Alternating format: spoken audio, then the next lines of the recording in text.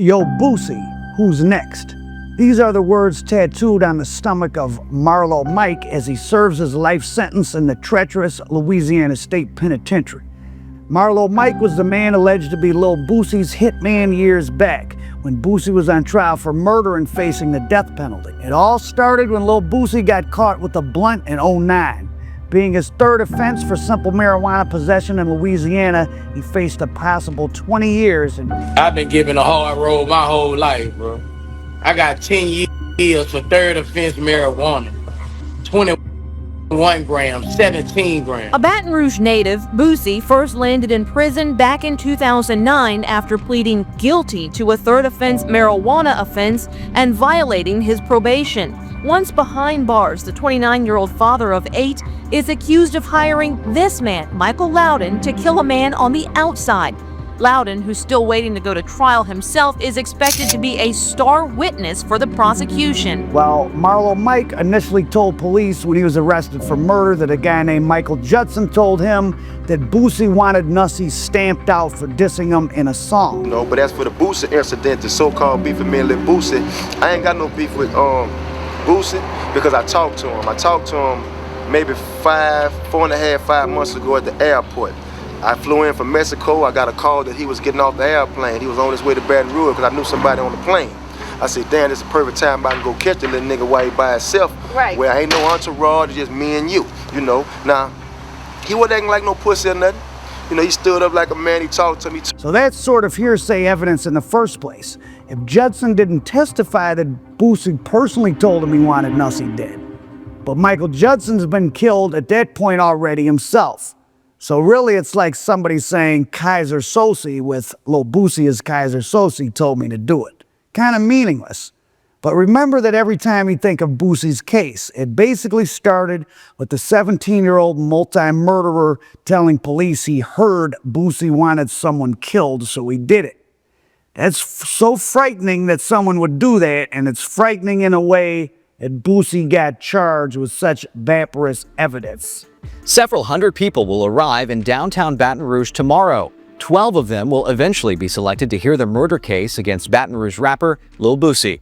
The suspected murderer went on to tell detectives that after Nussy was killed, he spoke with the white beat-down rapper who said, "Ghost told me you hit that boy. I like that." Now, the police had this to say. They heard from all sources that there was a beef between Boosie and Nussy. Quote, word on the street was that Boosie would pay 25 grand for Nussy's execution. Now, prosecutors should know that type of hearsay is not real evidence, word on the street.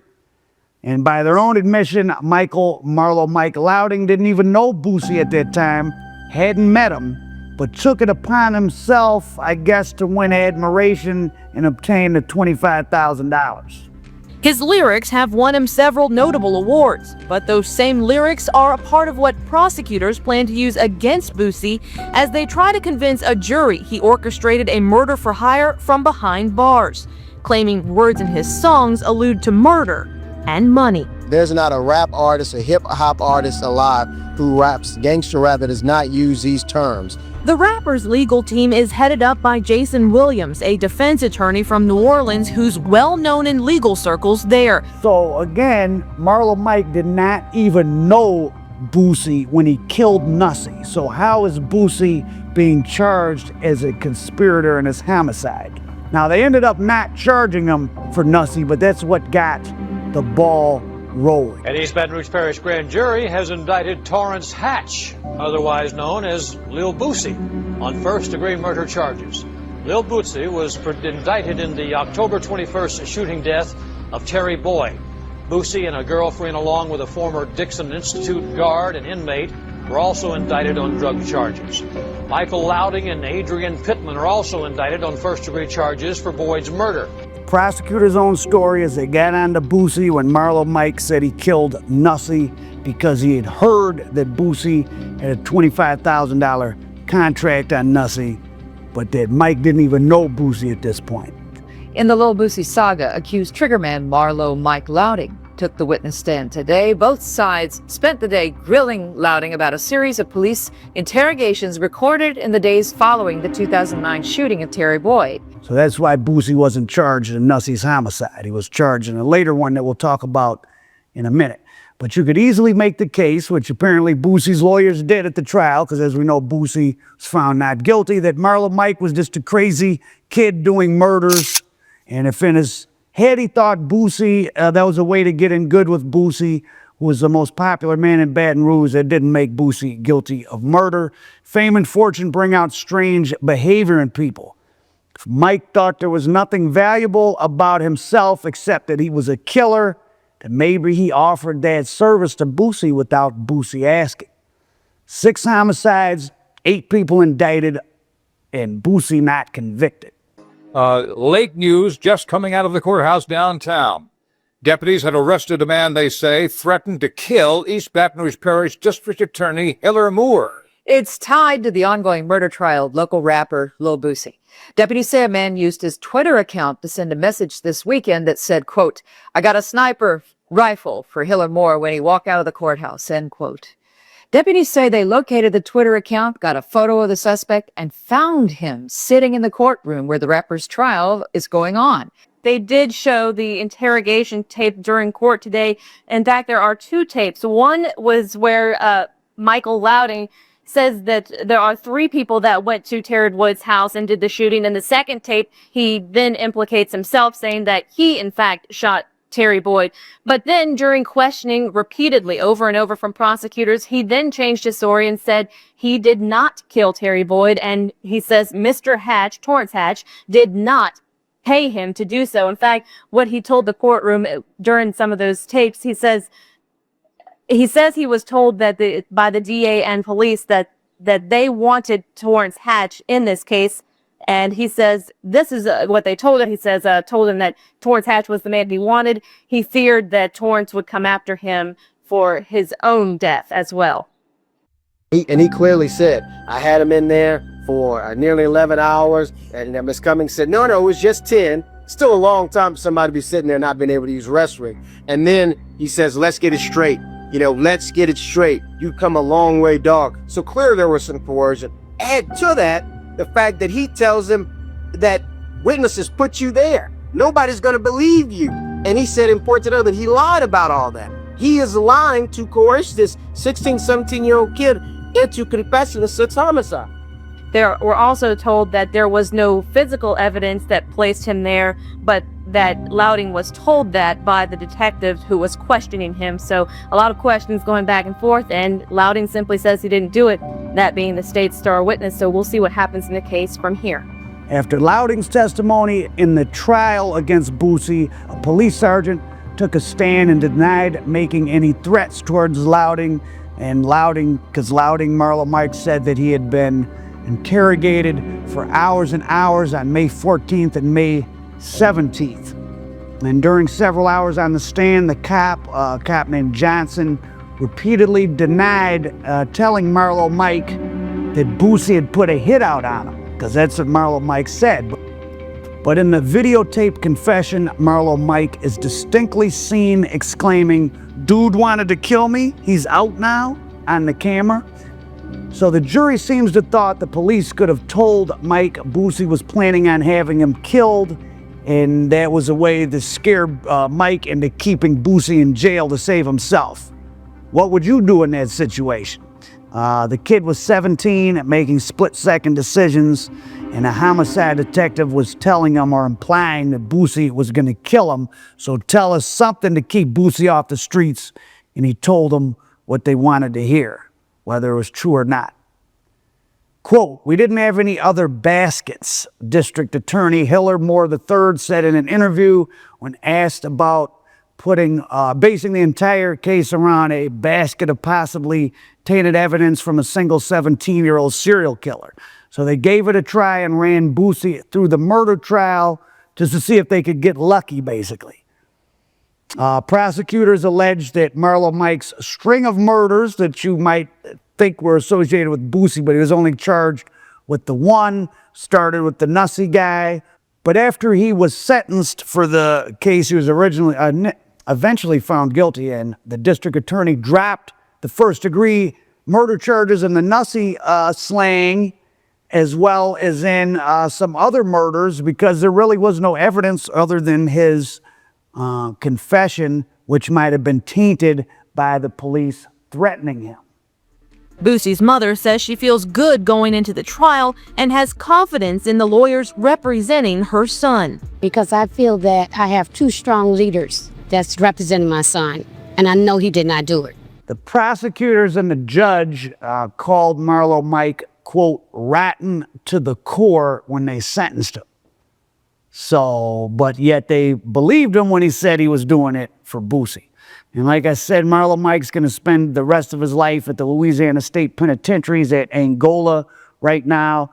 In a press conference afterward, they called the 15 to 20-year prison terms for 5 other co-defendants named in the 2010 indictment substantial. Quote, we can focus on the fact that Boosie was acquitted, but look at all the consequences that came out of that line of cases.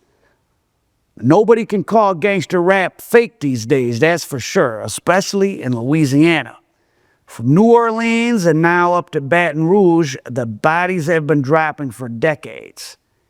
And Louisiana is probably the most corrupt state with the most chaotic criminal justice system in the country. From a distance, the boot seems more like a third world country like Jamaica than America.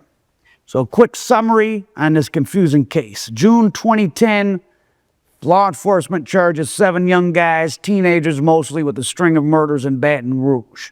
The main focus was Marlo Mike Louding, just 17 at the time. He was initially charged in the first-degree murder in the death of a local up-and-coming rapper named Chris Nussey Jackson. Another rapper named Mark Gangsta Thomas, a guy named Charles Noki Matthews, and Daryl Bleak Milton. This all happened in 2009 and 2010. He was also hit with a second-degree murder charge in the killing of Michael Smith a week before Christmas in 2009. A few weeks after all these charges, that's when Torrance Lil Boosie Hatch got brought into it, and they said that he had hired Marlo Mike and planned to kill all these people, but they only charged him with hiring him to kill a 35-year-old guy named Terry Boyd, who was killed inside of his house. But in the end, just Marlo Mike ended up convicted of murder. He got sentenced in July of 2013 to life in prison. Prosecutors have been tight-lipped about their strategy for trial and have not publicly talked about possible motive. Courthouse security will be at high levels, and press conferences, normally held on the sidewalks outside, have been moved inside. In a rare move, jurors will be referred to only by the numbers, not their names. Those jurors who are selected will be sequestered, kept in a hotel away from their families during the trial. We're here all the time. We work in the systems. Jurors do not, and they need to. This is something they're not supposed to get used to, and we'd like to make them as comfortable as possible. Despite his serious legal troubles, many of Boosie's fans have stayed loyal with postings of Free Boosie common on the internet.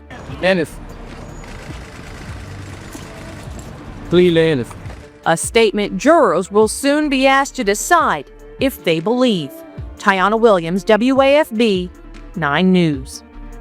And from the 9 News Fact File now, Hatch is on trial for first-degree murder. However, the death penalty is not on the table if he's found guilty. 700 jurors have been summoned for jury selection this week for the Hatch trial, and others, that's 200 more than normal. He may have little hope. It was a remarkable turn of events as Louding, at the beginning of the case, turned on all his former associates, cooperating with prosecutors right up until he testified at Lil Boosie's trial. But then in the witness chair, he reversed course and told jurors that neither he nor Lil Boosie had anything to do with Boyd's killing. And of course, Lil Boosie was acquitted after a week-long trial. He ended up doing 52 months in state prison for his initial charges and some charges he caught in jail. Louding's co-defendants took plea agreements of 15 to 20 years.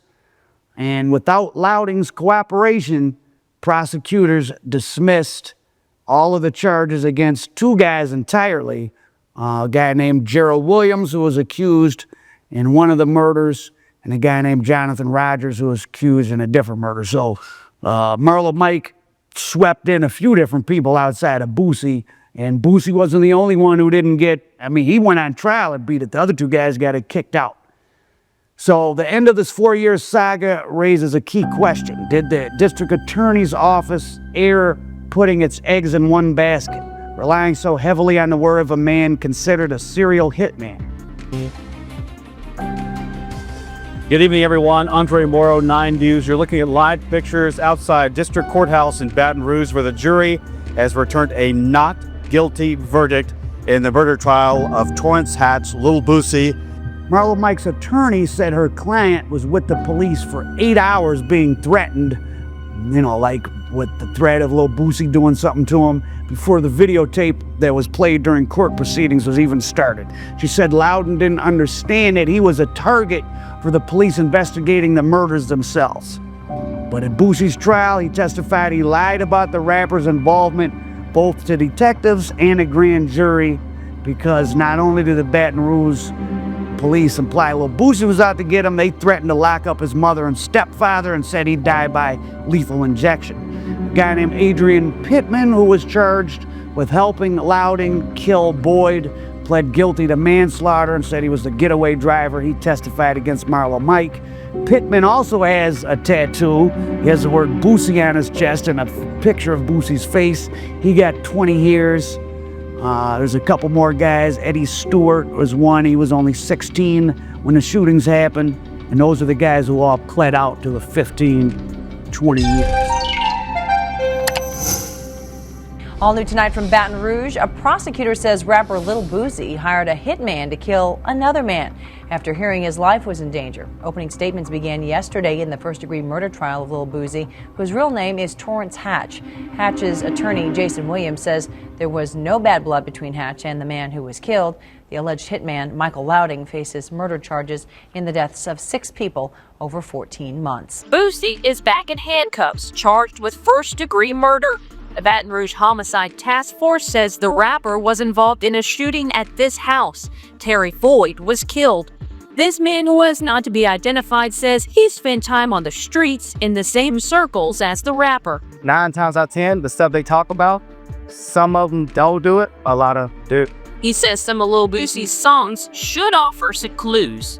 People who talk about murders, they're false. District Attorney Hiller Moore says it's quite possible Lil Boosie is connected to a string of murders. Interesting to see the prosecutor's version of why Boosie even wanted Boyd killed. Supposedly, someone who got out of Angola prison told Boosie that Boyd was in prison, telling people he was going to slap Boosie when he got out. And Boyd ended up getting shot through a closed window as he sat on a sofa inside his house. Prosecutor said this in the newspaper: "The way he committed homicides was particularly scary to me. Every time I sat in my living room and watched TV, I thought about how these people had died just sitting on your couch. He so gutlessly shot through the windows. It was not just that he was killing people, it was how he was doing it. And yet this was their star witness." Now, Michael Smith was the final alleged Loudon-related shooting victim in 2009. He was found shot to death behind a residence in the 1700 block of Wisteria Street a week before Christmas. Prosecutors alleged that the Marlo Mike killing spree ended April 1st, 2010, when victims named Matthews and Milton were fatally shot inside a Cadillac in the 1400 block of Monte Sano Avenue in Baton Rouge. And Loudon's attorney emphasized there was no physical evidence linking him to most of the murders and urged jurors not to convict solely on her client's videotape confession, which is really all they have. If only he wouldn't have talked. Of course, when they have you for 8 hours and only turn the video camera on and they have you saying what they want you to, And there would be a lot of reaction from this not guilty verdict, as you can imagine. Much more coming up on 9 News at 5. But once again, the verdict for Lil Boosie, not guilty today. 1 hour to deliberate, a jury making this decision. After the trial, when questioned about the treatment and questioning of juvenile defendant Marlo Mike Loudon, the homicide detectives had predictable comments.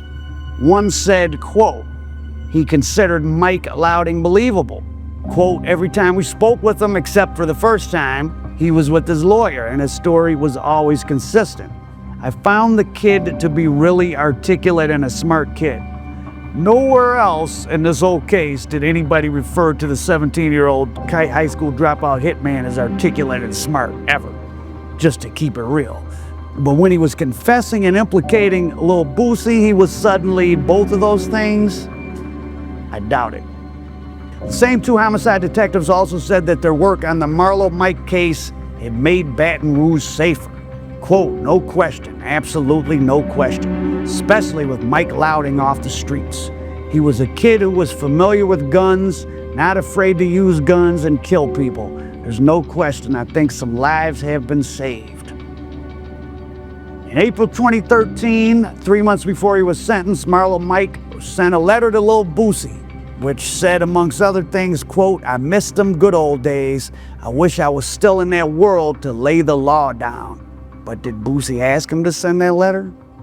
So that's the tale of Lil Boosie and Marlo Mike. One of those cases to a casual observer might seem like Boosie got away with murder, but when you know the details, you can see how a jury could easily find some reasonable doubt. America dope.